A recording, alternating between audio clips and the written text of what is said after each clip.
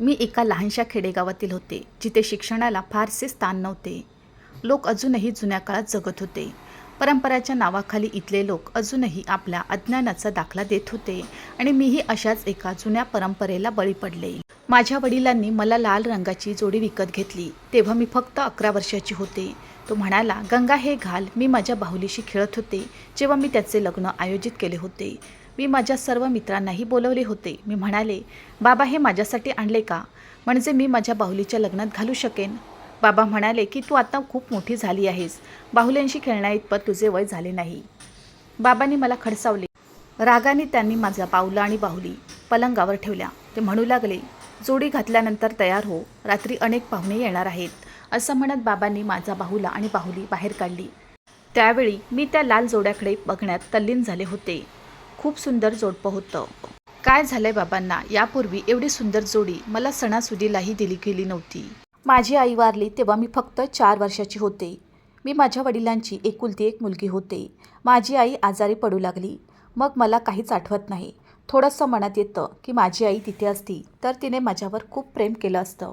त्यानंतर मी माझ्या शेजाऱ्यांच्या दयेवर वाढले आणि मग मी ती जोडी घातली. बाबांनी तिच्यासोबत लाल रंगाचा दुपट्टा आणला होता आणि लाल रंगाच्या बांगड्या देखील होत्या.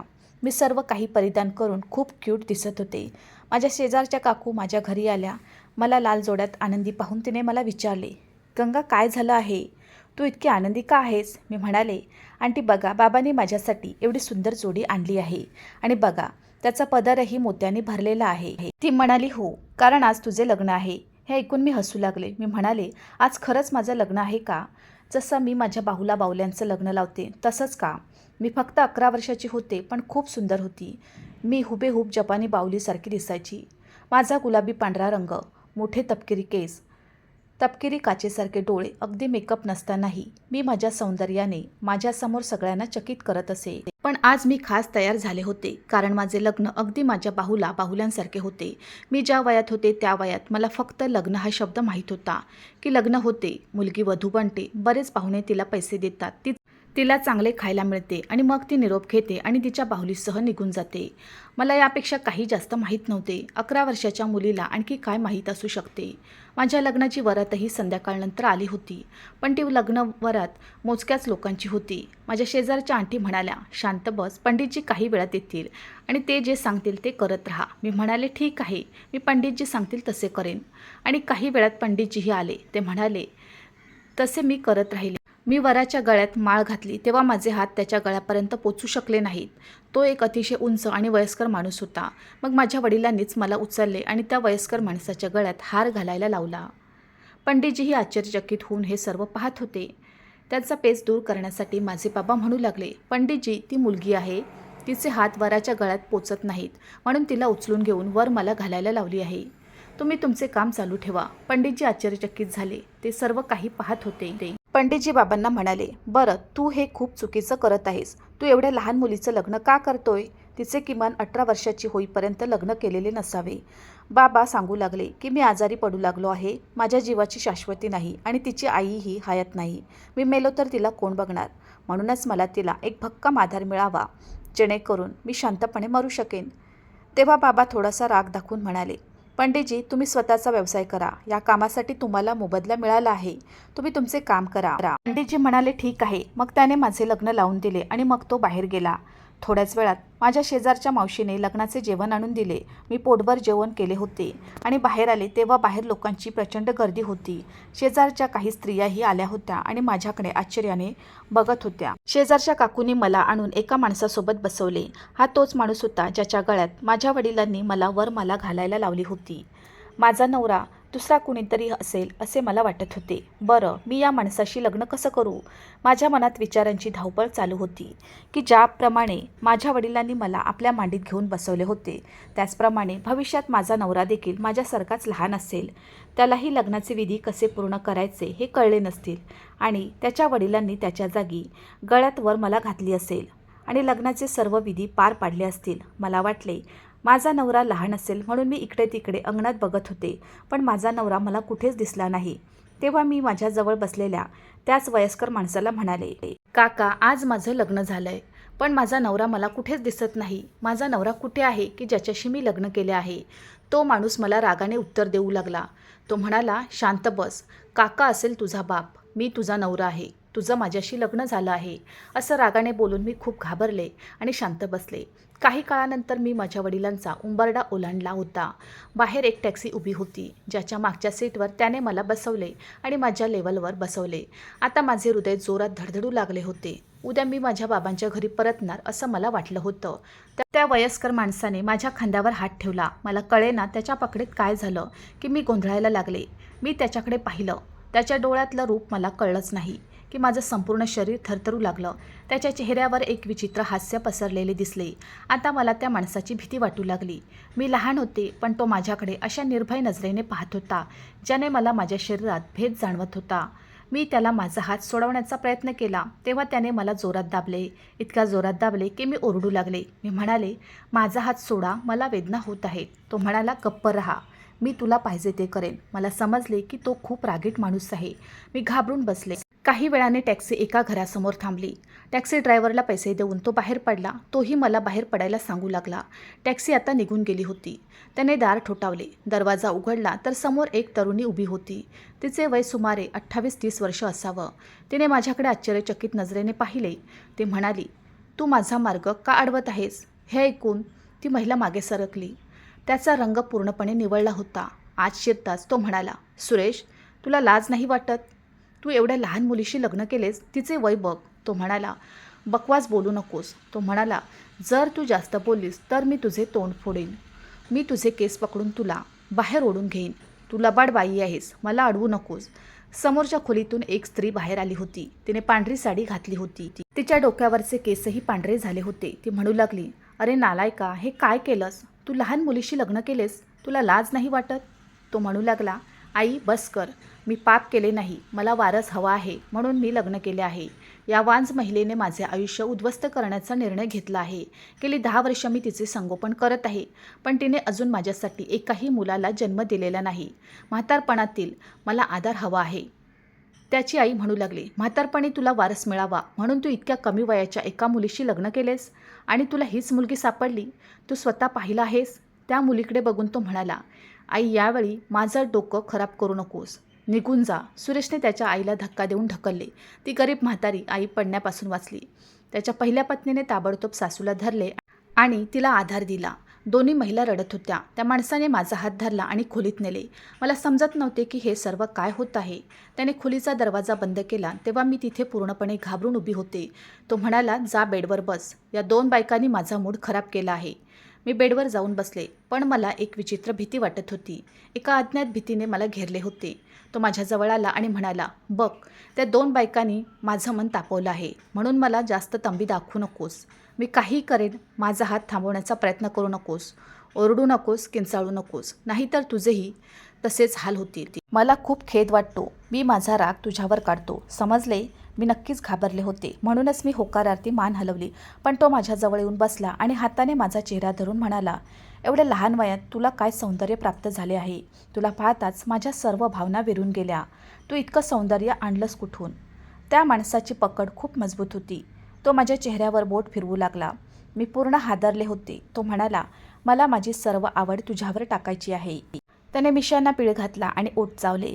जेव्हा त्याने माझ्या गालावर चिमटा घेतला तेव्हा मला लगेच त्याचा हात मागे घ्यावासा वाटला, पण त्याच्या डोळ्यात एक विचित्र नशा दिसू लागली होती. त्याने माझा दुपट्टा काढला आणि टॉवेलवर ठेवला आणि माझे केस सोडायला सुरुवात केली आणि माझ्या हृदयाची धडधड थांबेल असे वाटले.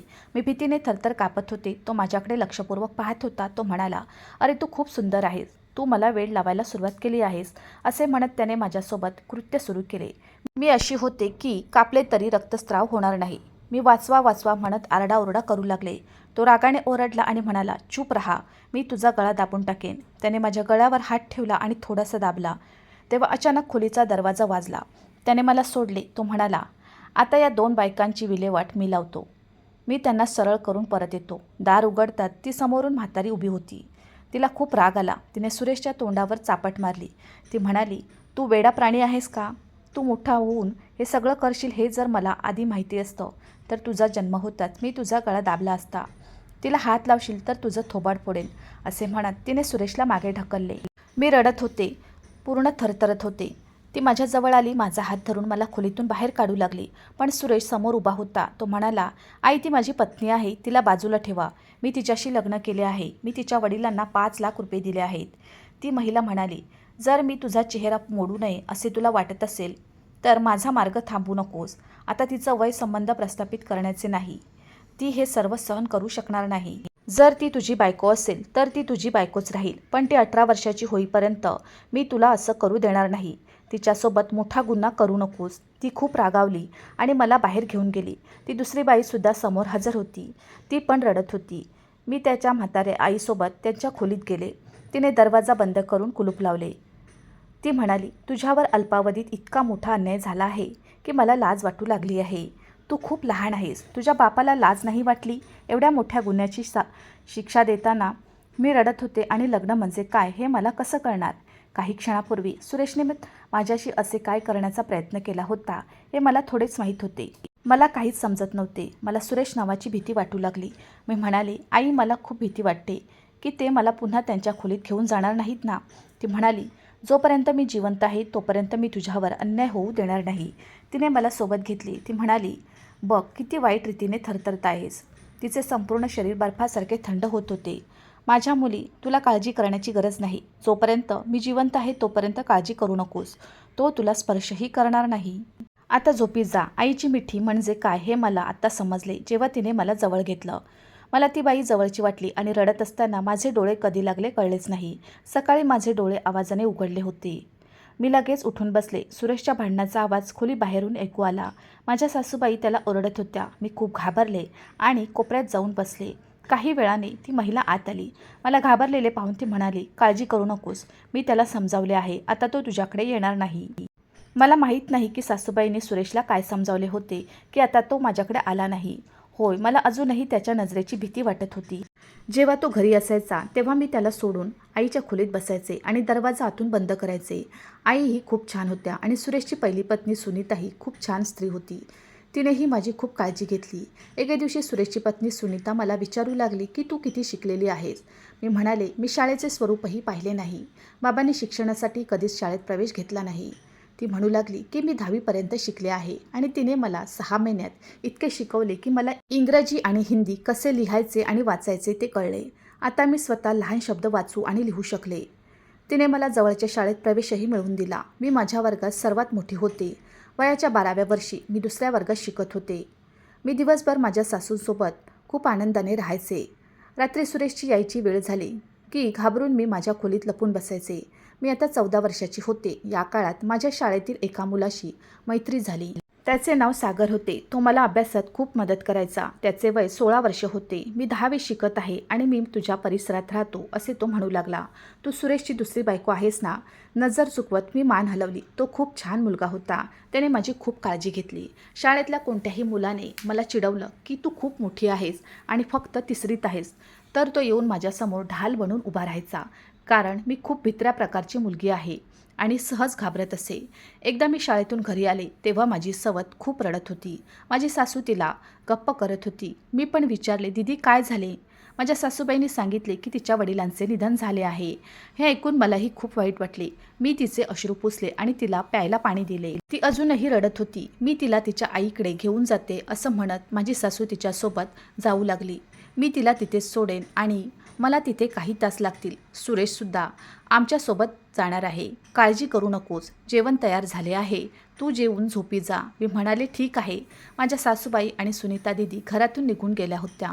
मी दार बंद केले. रात्रीचे जेवण केले आणि झोपायला गेले. पण लवकरच दारावर जोरात थाप पडली. मला वाटलं कदाचित माझ्या सासूबाई परत आल्या असतील म्हणून मी न विचारता दार उघडलं.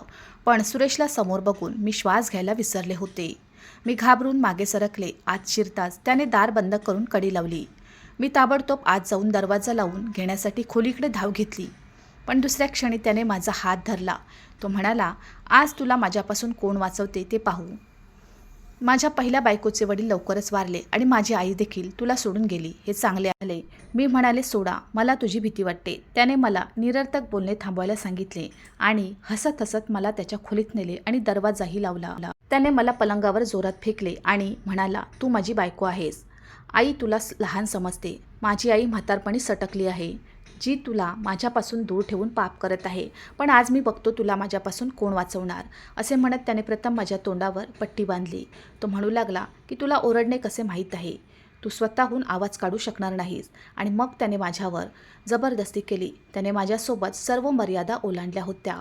मला वेदना होत होत्या, पण या जंगली माणसाच्या छातीत माझ्या वेदना समजून घेण्यासाठी हृदय नव्हते. मी त्याच्यासमोर एक पूर्णपणे कमकुवत मुलगी होते. मी त्याच्या क्रूरतेची शिकार झाली होती. मरण माझ्या अंगावर आल्यासारखे वाटले. माझे अश्रू बाहेर पडत होते आणि ते त्यात गळून जात होते. त्याची वासना पूर्ण करून त्याने माझ्या तोंडावरची पट्टी काढून टाकली होती. मग माझा श्वास सुटला. पलंगावर पसरलेली चादर लाल झाली होती आणि हे पाहून तो खूप खुश झाला. त्यानंतर तो आंघोळीसाठी वॉशरूममध्ये गेला. बाहेर दारावर थाप पडली तेव्हा माझी तब्येत खूप खराब झाली होती. आंघोळ करून तो वॉशरूममधून बाहेर आला तेव्हा माझ्याकडे बघून हसत होता. मी तिरस्काराने तोंड फिरवले. मला त्या माणसाची किळस येत होती. त्याने माझ्यावर इतका मोठा अन्याय केला होता. काही वेळाने मला बाहेरून आवाज येऊ लागला. काही वेळाने माझी सासू माझ्या खोलीत आली. मला आणि पलंगाला पाहून त्यांचा रंग पांढरा झाला. तिने छातीवर हात आदळून तोंडातून एक किंकाळी काढली. मग ती माझ्याजवळ आली आणि रडू लागली. मला सोबत ठेवणाऱ्या सुरेशला ती शिव्या देऊ लागली की हा हरामी माझ्या मागून इथे येईल हे मला माहीत नव्हते. मला माहीत असते तर मी तुला सोबत घेतले असते. मी तुला त्याच्या अत्याचारापासून वाचवू शकले नाही म्हणून ती माझी माफी मागू लागली. त्यानंतर माझ्या सासूबाईंनी माझी खूप काळजी घेतली.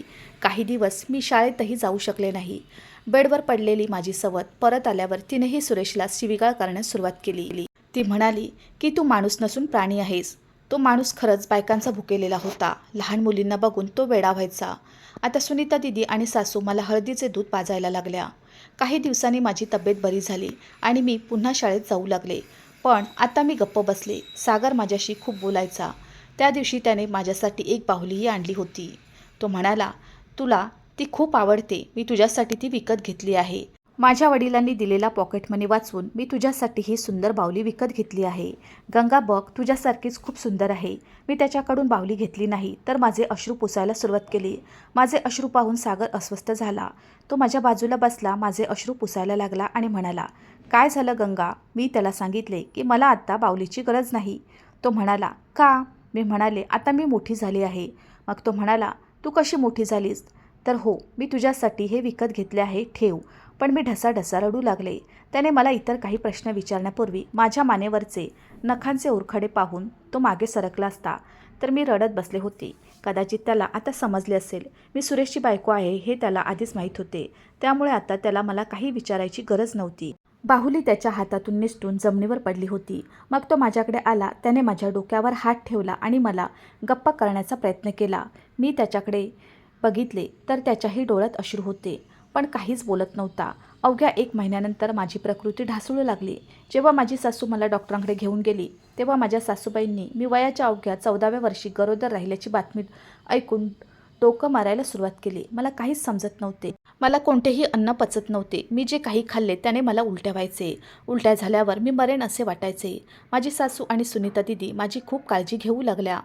याची खबर सुरेशला मिळताच तोही आनंदाने उड्या मारू लागला. तो म्हणाला, आता माझा मुलगा जन्माला येईल. तो माझा वारस बनेल. तो आता माझी काळजी घेईल. कधी तो माझ्यासाठी फळे आणायचा तर कधी ज्यूस द्यायचा. त्याने माझ्या सासूला सांगितले की तिला भरपूर शक्तिशाली अन्न खायला द्यावे, जेणेकरून माझा मुलगा खूप बलवान होईल, माझ्यासारखा खंबीर माणूस होईल. माझी शाळा सुटली होती, पण गोड गोष्ट म्हणजे सागर तासाभराने आमच्या घरी यायचा. तो आमच्या शेजारी राहत होता आणि खूप छान मुलगा होता. माझ्या सासूबाईंनाही त्याच्या येण्या जाण्याबद्दल आक्षेप नव्हता. तो मला तासभर शिकवायचा आणि मग निघून जायचा. मी तुला 1 वर्षात 2 वर्ग पूर्ण करून देईन असे म्हणायचा. माझ्या वडिलांचे शाळेच्या मुख्याध्यापकांशी चांगले बोलणे आहे, परंतु तुझं शिक्षण अर्धवट सोडू नकोस. मी म्हणाले, सागर, तू माझ्यावर एवढे उपकार का करतोस? मी शिकून काय करणार? मला माझे आयुष्य फक्त सुरेशसोबत घालवायचे आहे. त्याच्या मुलांना जन्माला घालायचे आहे, कारण त्याला मुलं हवी आहेत. वयाच्या 14व्या वर्षी मुलींना कदाचित अशा गोष्टी बोलल्या नसत्या, पण वयाच्या 14व्या वर्षी मी खूप मोठी झाले होते. माझे म्हणणे ऐकून तो म्हणाला की तू स्वतः अभ्यास कर, जो तुला उपयोगी पडेल. बरं, मला वाचनाची आवड होती म्हणूनच मी माझा अभ्यास सुरू ठेवला. 9 महिन्यानंतर मी बाळंतपणाचा त्रास सहन केला. मला वाटले आता मी मरेन. माझं नाव लहान गावच्या हॉस्पिटलमध्ये लेबर रूममध्ये आहे. मी मुलीला जन्म दिला, पण दुर्दैवाने मी वाचले. सगळे खुश होते, पण सुरेश दुःखी होता. त्याने मुलीला जन्म का दिला? मुलगा हवा असल्याचे सांगितले. माझ्या सासूबाई म्हणाल्या की हे तिच्या नियंत्रणात नाही, ही देवाची देणगी आहे. देवाने तुला जे काही दिले आहे त्याबद्दल आभार मान.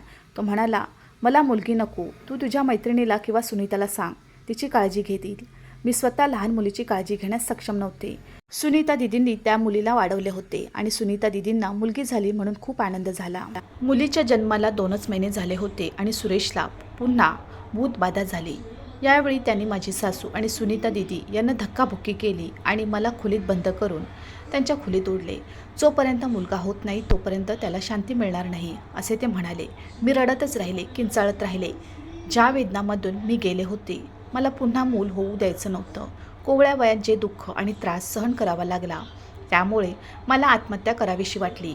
मी पुन्हा आशावादी होण्याआधी फक्त काही महिने गेले. यावेळी मी संपूर्ण वेळ रडण्यात घालवला. डॉक्टरांनी सांगितले की या मुलीमध्ये वर्षानुवर्षे मुलाला जन्म देण्याइतकी ताकद नाही. मोठ्या कष्टाने आम्ही पहिल्या मुलाचे प्राण वाचवले. पण काही मानव हे सुरेशसारखे प्राणी देखील असतात, जे बाहेरून माणसे असतात पण आतून पूर्ण पशु असतात. मुलीचे वय काय आहे, तिच्याशी कधी संबंध ठेवावे, तिच्याशी कसे वागावे, याकडे त्यांना लक्ष नसते. अनेक मुलींची लग्ने 16-17व्या वर्षी होतात, पण माझ्या पतीने, सुरेशने माझ्याशी जशी वागणूक दिली तशी तिच्याशी केली नसती. नम्रता आणि प्रेमळ वागणूक म्हणजे काय हे त्याला कळत नव्हते. दुसऱ्यांदाही मला मुलगी झाली. दुसऱ्या मुलीच्या जन्मानंतर डॉक्टरांनी स्पष्टपणे नकार दिला की ती आणखी मुलांना जन्म देऊ इच्छित नाही, अन्यथा एकतर मूल जगेल किंवा मुलगी जगेल. माझ्या सासूबाईंनी लेडी डॉक्टरांना माझे ऑपरेशन करून गर्भाशय बंद करण्यास सांगितले. या मुलीच्या आयुष्यात काही होऊ नये. देवाने मला माझी आई, माझी सासू म्हणून दिली. दुसरी मुलगी पाहूनही सुरेश संतापला. तो म्हणाला, या मुलीशी लग्न करून मला काय फायदा झाला? तिने मला मुलगाही दिला नाही. ही मुलगी माझ्या लायकीची नाही. त्या दिवसात मला कळले की त्याचे 3ऱ्या बाईशी अफेअर होते आणि तिच्याशी लग्नही केले होते, म्हणून त्याने स्वतःचे वेगळे घर घेतले होते. ती बाई खूप हुशार होती. सगळे झोपलेले असताना ती क्वचितच घरी यायची. माझ्या दोन्ही मुलींचे पालनपोषण सुनीता दिदी करत होत्या. माझे आयुष्य सुरेश नावाच्या सैतानापासून मुक्त झाल्यामुळे मला आता आराम मिळाला होता. मी पुन्हा शाळेत प्रवेश घेतला. मी वयाच्या 20व्या वर्षी 10वी उत्तीर्ण झाले आणि वयाच्या 25व्या वर्षी मी 15वी शिकले. मी संपूर्ण गावात पहिली आले. त्यामुळे मला सरकारकडून 5 लाख रुपयांचे बक्षीसही मिळाले. त्या 5 लाख रुपयांच्या रकमेतून मी काही मशीन्स खरेदी केल्या आणि घरी शिवण केंद्रही बनवले. शिवणकामातही अनेक महिलांचा रोजगार होता. माझ्या मुलीही चांगल्या शाळेत शिकू लागल्या, कारण माझ्या मुली मला दीदी म्हणायच्या आणि सवत सुनीता दीदीला आई म्हणायच्या. आम्ही बनवलेले कपडे सागर शहरातील एका दुकानदाराला द्यायचा, ज्याच्याकडून आम्हाला चांगले पैसे मिळू लागले. एकदा सागर मला सुरेशला घटस्फोट देण्यास सांगू लागला. तेव्हा मी आश्चर्याने त्याच्याकडे पाहिले. मी म्हणाले, तो असे का बोलू लागला? कारण तुलाही जगण्याचा अधिकार आहे. मी म्हणाले, घटस्फोटानंतर कुठे जाणार आणि माझ्याशी लग्न कोण करणार? मला 2 मुली आहेत आणि मला आणखी मुले होऊ शकत नाहीत. त्याच्या नावावर बसून माझे जीवन जगणे चांगले. तो म्हणाला की मी तुझ्याशी लग्न करेन. त्यानंतर मी अचानक त्याच्याकडे पाहिले. मी म्हणाले, तुला माझ्याबद्दल सर्व काही माहीत आहे. सागर, तुला माझे आयुष्य का बर्बाद करायचे आहे? मी माझ्या आयुष्यात आनंदी आहे. मला कुणाचीही गरज नाही आहे. मी चांगले कमावते आहे, घर चांगले चालले आहे आणि माझ्या सासूबाई माझ्या आईच्या रूपात व्यवस्थित आहेत. सुनीता ही माझी मोठी बहीण आहे. मला मुली आहेत. मला कशाचीही कमतरता नाही. तो म्हणू लागला, पण मला आनंद होत नाही. मला लहानपणापासून एक मुलगी आवडते आणि ती तूच आहेस. याने मला काही फरक पडत नाही की तुला आधीच 2 मुली आहेत. मला काही फरक पडत नाही की तू मला भविष्यात मुले देऊ शकत नाहीस. तसेच मी तुला याबद्दल कधीही टोमणे मारणार नाही. मग तो म्हणाला, पुरुष फक्त सुरेशसारखे नसतात, म्हणून एकदा मला हो म्हणून बघ. ही बाब मी माझ्या सासूबाई आणि सुनीता दिदीसमोर ठेवली. माझ्या सासूबाई म्हणू लागल्या की सुरेश आता इथे येत नाही. तू तरुण आहेस. तुझे वय किती आहे? तुझे वय अवघे 25 वर्ष आहे. तुला तुझे आयुष्य का वाया घालवायचे आहे? जर तो मुलगा तुझ्यावर खरे प्रेम करत असेल तर मी सुरेशला सांगेन आणि घटस्फोट घेईन. त्याला मुलगा हवा होता, जो त्याला त्याच्या 3ऱ्या पत्नीपासून मिळाला होता. माझ्या सासूने मला सुरेशपासून घटस्फोट दिला आणि मग माझे लग्न सागरशी केले. मला माझ्या मुलींना सोबत घेऊन जायचे होते, पण सुनीता दिदी रडू लागल्या. ती माझ्यासमोर हात जोडून विनंती करू लागली की तिलाही जगण्यासाठी मदतीची गरज आहे. हे मला कधीच समजले नाही. 2 मुली तुझ्याच आहेत. मी त्यांना नेहमीच माझ्या मुली मानत आले आहे आणि त्याही मला त्यांची आई मानतात. मी माझ्या दोन्ही मुली सुनीता दिदींना दिल्या होत्या. सागर खूप छान माणूस होता. त्याने माझ्यावर खूप प्रेम केले आणि माझी काळजी देखील घेतली. त्याचे आई वडील सुरुवातीला माझ्याशी नीट बोललेही नाहीत, कारण ते या लग्नात खुश नव्हते. पण मी त्यांची मनापासून सेवा केली. आता ते पण माझ्यावर प्रेम करू लागले होते. 2 वर्षानंतर जेव्हा मी गरोदर राहिले तेव्हा मला आश्चर्य वाटले. मी कल्पनाही करू शकत नाही की हे कसे घडले. डॉक्टर म्हणाले, कधी कधी असे घडते की गर्भाशय बंद झाल्यानंतरही स्त्री गर्भधारणा करते. यावेळी तर मला मुलगा झाला. कदाचित हा सागरच्या प्रेमाचा आणि निष्ठेचा परिणाम असावा, जो देवाने त्याला दिला होता. आज मी माझ्या कुटुंबासोबत आनंदी जीवन जगत आहे. हात जोडून मी तुम्हा सर्वांना विनंती करते की तुम्ही तुमच्या लहान मुलींवर अत्याचार करू नका. त्यांना लहान वयात लग्नासारख्या बंधनात कधीही बांधू नका. मित्रांनो, मला आशा आहे की तुम्हाला आमची कथा आवडली असेल. कथा आवडली असेल तर व्हिडिओला लाईक करा. चॅनलवर नवीन असाल तर चॅनलला सबस्क्राईब करा. आणि हो, नोटिफिकेशन बटन दाबा, जेणेकरून तुम्हाला पुढील अपडेट्स सर्वात आधी मिळतील. तुमचा मौल्यवान वेळ कथा ऐकण्यासाठी दिल्याबद्दल धन्यवाद. पुन्हा भेटू अशाच एका नवीन कथेसोबत.